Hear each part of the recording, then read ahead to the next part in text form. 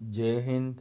Dear student, online class में आपका स्वागत है। आज हम बात करेंगे संसाधनों की परिभाषा एवं वर्गीकरण, definition and classification of resources.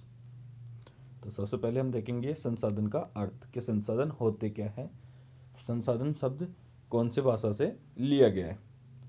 संसाधन शब्द अंग्रेजी भाषा के रिसोर्सेज यानी जो संसाधन शब्द है वो अंग्रेजी भाषा के रिसोर्स शब्द का पर्याय है। जो दो शब्द री तथा सोर्स से मिलकर बना है, यानी जो संसाधन शब्द है वो अंग्रेजी भाषा के रिसोर्स शब्द का पर्याय है जो दो शब्द री तथा सोर्स से मिलकर बना है, जिसका आशय क्रमशः री यानी जो री का अर्थ है उसका मतलब है दीर्घ अवधि या पुनः। री का अर्थ क्या है? दीर्घ अवधि अथवा पुनः। री का अर्थ है दीर्घ अवधि या पुनः। तथा जो सोर्स है, सोर्स का मतलब है साधन या उपाय यानी डिवाइस। यानी सोर्स का अर्थ क्या है? साधन या उपाय। अर्थात प्रकृति में उपलब्ध वह तत्व या साधन जिन पर कोई जैविक समुदाय दीर्घ अवधि तक निर्भर रह सके। यानी प्रकृति में उपलब्ध वह उपाय या साधन जिन पर कोई जैविक समुदाय दीर्घ अवधि तक निर्भर रह सके तथा पुनः पूर्ति या पुनर्निर्माण की क्षमता हो। जिसमें क्या है? पुनः पूर्ति या पुनर्निर्माण की क्षमता हो। उदाहरण के लिए प्रकृति में वायु तथा सूर्य का प्रकाश दीर्घ अवधि तक मिलते हैं। उदाहरण के लिए क्या है? जो प्रकृति है, प्रकृति में जो वायु और जो सूर्य का प्रकाश है वो दीर्घ अवधि तक मिलते हैं। जबकि वनस्पति को पुनः उत्पादित किया जा सकता है। जो वनस्पति है उसे पुनः उत्पादित किया जा सकता है, इसे भी संसाधन की श्रेणी में रखा जा सकता है। आगे देखिए संसाधन की परिभाषाएं। संसाधन को विभिन्न विद्वानों ने परिभाषित किया है, जिनमें जिम्मरमैन, स्मिथ, फिलिप्स, मैकनाल, हैमिल्टन, जे फिशर तथा डडले स्टैम्प आदि प्रमुख है। ठीक है, अब सबसे पहले बात कर लेते हैं जो परिभाषा है समाज कोश, जो समाज विज्ञान कोश के अनुसार। ठीक है, समाज विज्ञान कोश के अनुसार जो परिभाषा आती है उसे हमेशा जो इन्वर्टेड कोमा है इनमें हमेशा उसे बंद करना होता है। ठीक है, तो परिभाषा लिखने से पहले आपको, जैसे ये कोमा है, डबल कोमा जो इन्वर्टेड कोमा है, इसमें आपको परिभाषाओं को बंद करना आवश्यक है। समाज विज्ञान कोश के अनुसार संसाधन मानवीय पर्यावरण के वे पक्ष हैं जिनके द्वारा मानव की आवश्यकताओं की पूर्ति में सुविधा होती है तथा सामाजिक उद्देश्यों की पूर्ति होती है। वापस से रिपीट कर देता हूँ। संसाधन मानवीय पर्यावरण के वे पक्ष हैं जिनके द्वारा मानव की आवश्यकताओं की पूर्ति में सुविधा होती है तथा सामाजिक उद्देश्यों की पूर्ति होती है। ये परिभाषा किसके अनुसार थी? समाज विज्ञान कोश के अनुसार। आगे देखिए जिम्मरमैन, ये सबसे इंपॉर्टेंट परिभाषा है जिम्मरमैन की। जिम्मरमैन, इसे आप अच्छे से याद कर लीजिए, रट लेना। ये परिभाषा 100% एग्जाम में आती है। ठीक है, तो ये परिभाषा आपको अच्छे से याद करनी है। जिम्मरमैन के अनुसार संसाधन पर्यावरण की वे विशेषताएं हैं जो मनुष्य की आवश्यकताओं की पूर्ति में सक्षम मानी जाती है। यानी संसाधन पर्यावरण की वे विशेषताएं हैं जो मनुष्य की आवश्यकताओं की पूर्ति में सक्षम मानी जाती है। उन्हें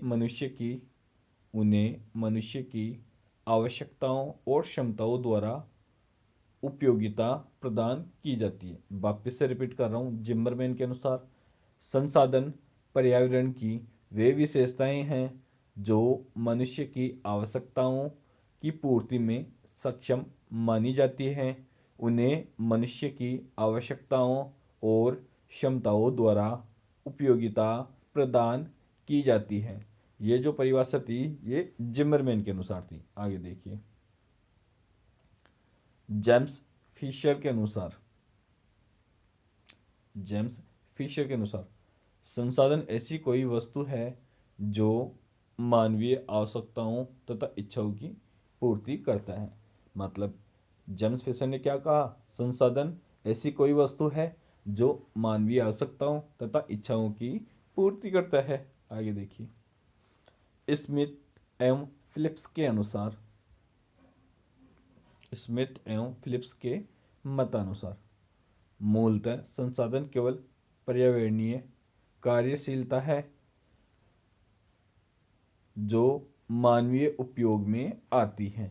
यानी स्मिथ एम फिलिप्स ने क्या कहा कि मूलतः संसाधन केवल पर्यावरणीय कार्यशीलता है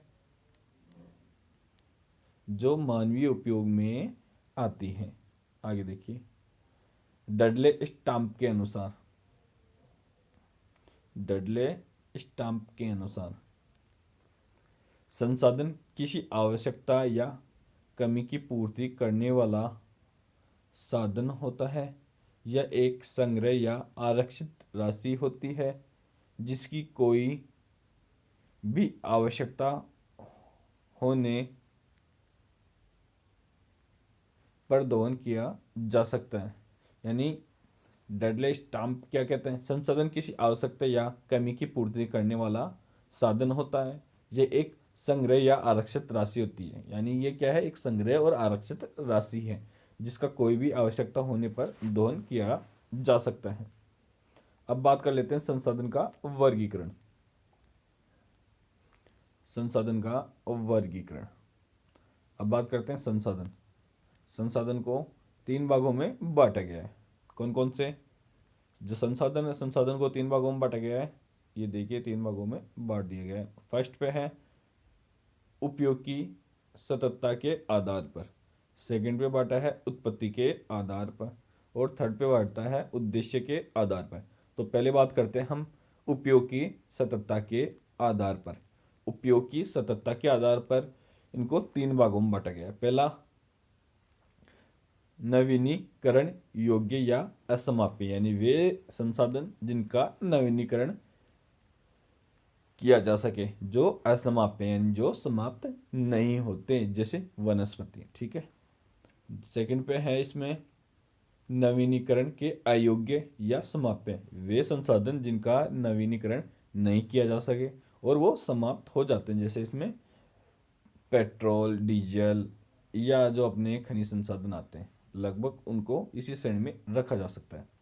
अब बात करते हैं चक्रीय संसाधन। चक्रीय संसाधन में उन संसाधनों को रखा जा सकता है जिन्हें पुनः प्राप्त किया जा सके, जैसे जिसमें वनस्पति आ गई, लोहा आ गया, लोहा का भी चक्रीकरण किया जा सकता है। जैसे एक बार लोहे से मोटरसाइकिल बना ली या कोई भी घरेलू सामान बना लिया, उसे वापस गला के कोई अन्य सामान बनाया जा सकता है, तो इसे चक्रीय संसाधन की श्रेणी में रखा जा सकता है। तो उपयोग की सततता के आधार पर संसाधन 3 प्रकार के होते हैं, नवीनीकरण, अनवीनीकरण जिसे आप नवीनीकरण के अयोग्य भी कह सकते हैं, और चक्रीय संसाधन। अब बात कर लेते हैं उत्पत्ति के आधार पर। उत्पत्ति के आधार पर संसाधन 2 प्रकार के होते हैं, जैविक संसाधन और अजैविक संसाधन।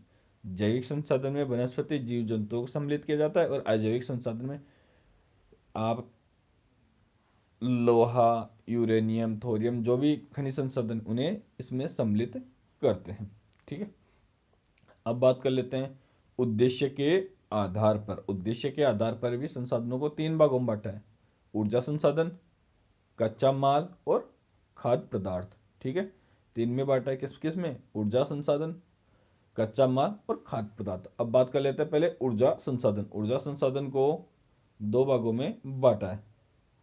ठीक है, कौन कौन से हैं, समाप्य, जो समाप्त हो जाते हैं, जिसमें लकड़ी, कोयला, खनिज तेल, इन्हें समाप्य की श्रेणी में रखा गया है ऊर्जा संसाधन में।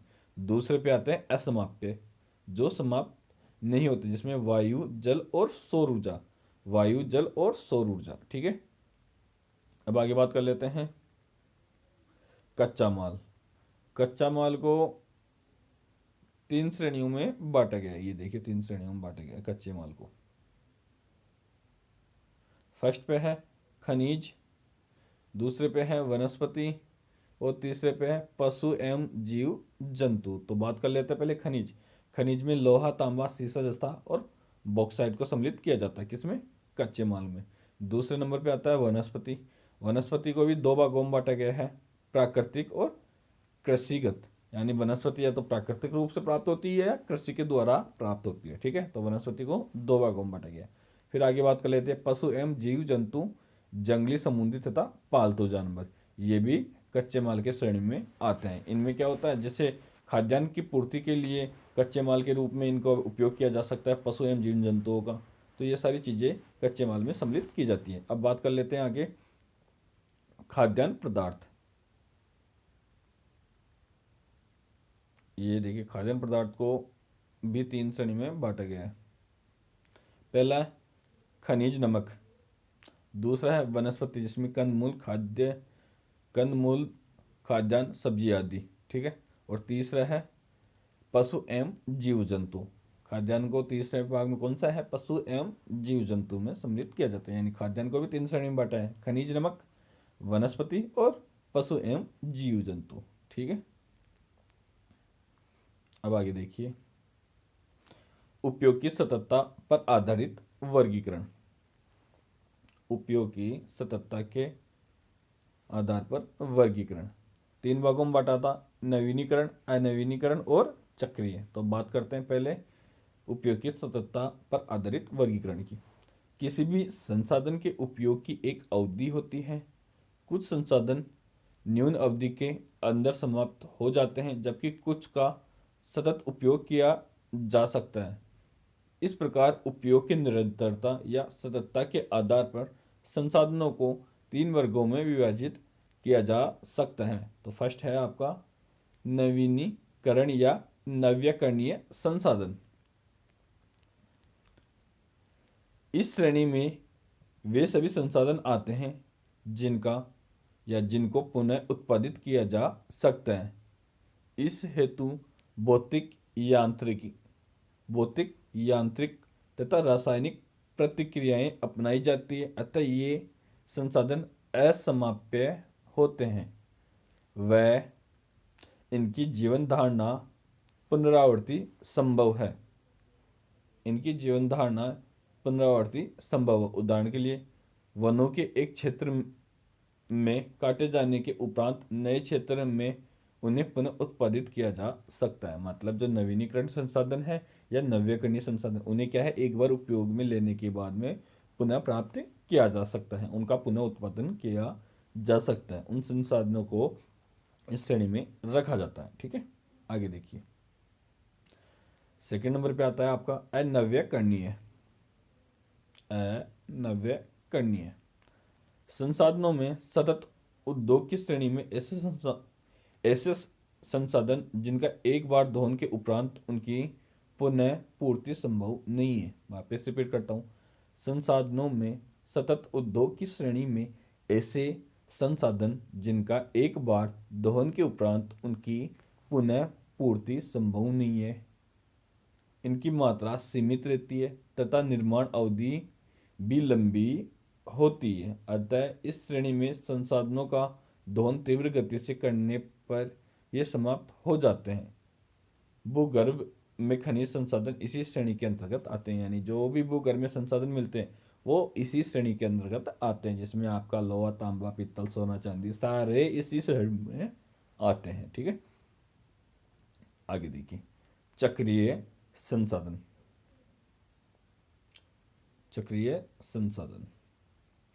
पृथ्वी पर कुछ ऐसे संसाधन पाए जाते हैं जिसका बार बार प्रयोग किया जा सकता है। जल संसाधन को विभिन्न समय में विभिन्न रूपों में प्रयुक्त किया जा सकता है। इसी प्रकार लोहा भी विभिन्न रूपों में उपयोग में आता है। यानी जो जल है, जल का भी क्या है, विभिन्न रूपों में विभिन्न प्रकार से उपयोग किया जा सकता है। यानी जल का भी पुनर्चक्रण किया जा सकता है, ठीक है। इसी प्रकार जो लोहा है, लोहे का भी पुनर्चक्रण किया जा सकता है। एक बार उपयोग में लेने के बाद में उसे दोबारा भी उपयोग में लाया जा सकता है, उसका रूप परिवर्तित करके भी उसे उपयोग में लाया जा सकता है। तो उसे क्या बोलेंगे हम, चक्रीय संसाधन, ठीक है। अब बात करते हैं उत्पत्ति के आधार पर संसाधनों का वर्गीकरण। ये तो पहले बात कर रहे थे उपयोग की सततता के आधार पर वर्गीकरण, अब बात करेंगे उत्पत्ति के आधार पर संसाधनों का वर्गीकरण। तो बात करते हैं, सबसे पहले है अजैविक संसाधन। इस श्रेणी के अंतर्गत अजैविक या अकार्बनिक संसाधन आते हैं। यानी जो अजैविक संसाधन है इस श्रेणी के अंतर्गत क्या आते हैं, अजैविक या अकार्बनिक संसाधन आते हैं, जिनमें जैविक क्रिया नहीं होती। यानी इनमें क्या है, जैविक क्रिया नहीं होती तथा इनका नवीनीकरण संभव नहीं है। यानी इनका क्या है, नवीनीकरण संभव नहीं है, यानी इन्हें पुनः प्राप्त नहीं किया जा सकता है। ये एक बार उपयोग में लेने के उपरांत समाप्त हो जाते हैं। मतलब इनका आप एक बार यूज करते हो, यानी एक बार उपयोग करते हो और फिर ये समाप्त हो जाते हैं। ठीक है, यानी ये क्या है, वन टाइम यूज होती है, यानी एक बार ही उपयोग में ले सकते हो आप। अतः इनके समाप्त संसाधनों की श्रेणी में होने के कारण पोषणीय या अनुपातिक दोहन ही अनिवार्य है। यानी क्या है, ये समाप्त संसाधनों की श्रेणी में होने के कारण पोषणीय या अनुपातिक दोहन ही अनिवार्य है। जल, जमीन तथा खनिज इनके उदाहरण है। यानी जल, जमीन और खनिज इसके उदाहरण है। ठीक है, अब बात कर लेते हैं जैविक संसाधन। जैविक संसाधन, बायोटिक रिसोर्सेज। जैव मंडल में स्थित अनेक निश्चित जीवन चक्र वाले संसाधन जैविक संसाधन कहलाते हैं। यानी जैव मंडल में स्थित अनेक निश्चित जीवन चक्र वाले संसाधन जैविक संसाधन कहलाते हैं। वन, वन्य प्राणी, पशु पक्षी, वनस्पति तथा अन्य छोटे तथा सूक्ष्म जीव जैव संसाधन के उदाहरण हैं। जीवाश्म के कायांतरण के परिणाम स्वरूप उत्पन्न होने के कारण कोयला तथा खनिज तेल को भी जैविक संसाधन ही कहते हैं। यानी क्या है, जो कोयला और खनिज तेल हैं वो भी जैव संसाधनों की श्रेणी में आते हैं, क्योंकि इनमें कार्बन पाया जाता है। ठीक है, इनमें कुछ का नवीनीकरण हो सकता है जैसे वनस्पति वर्ग, जबकि कुछ नवीनीकरण के अयोग्य हैं जैसे खनिज तेल। यानी जो जैविक संसाधन है इनमें क्या है, कुछ का तो नवीनीकरण किया जा सकता है और कुछ का नहीं किया जा सकता। जैसे वनस्पति और जीव जंतुओं का नवीनीकरण किया जा सकता है, जबकि खनिज तेल और कोयले का नवीनीकरण नहीं किया जा सकता। ठीक है, तो जय हिंद, आज के लिए इतना ही। आगे बात करेंगे नेक्स्ट वीडियो में। ठीक है।